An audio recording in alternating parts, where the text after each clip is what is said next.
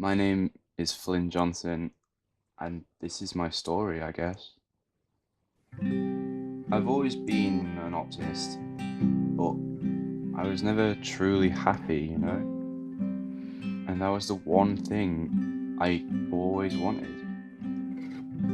I got that opportunity when I met Lucy Parker in the university library of all places. And I know it's cheesy, but I honestly couldn't take my eyes off her.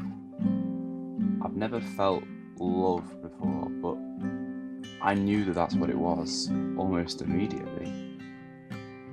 God, I must have looked like such a dork. I plucked up the courage to go and talk to her, and for some crazy reason, she agreed to go on a date with me, the geeky guy who was staring at her in the library. And like a true romantic, I opted for a date in the park. Yes, that's right, a park. I remember I brought her a bottle of water because I couldn't afford a coffee and couldn't risk getting a soft drink that she might have hated.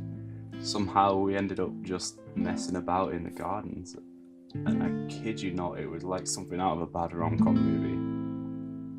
But she decided to stick with me, and well, she stuck with me for a damn long time.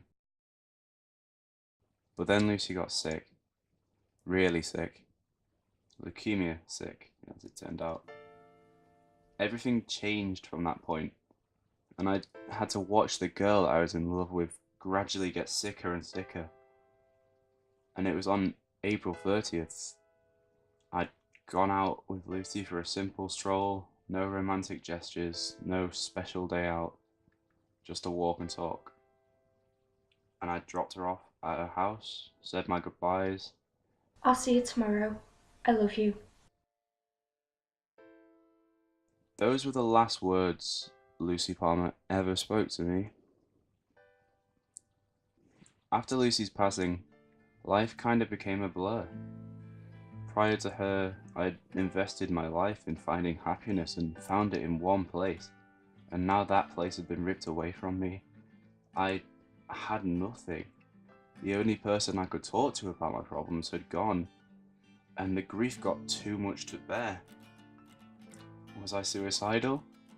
Sure, at times, but honestly, I didn't have the motivation to even try. Most days, I didn't even leave my room. Most of the time, I was doing nothing. Occasionally, I'd go into campus to the occasional lecture, but I found nothing there but pity. But I wasn't alone.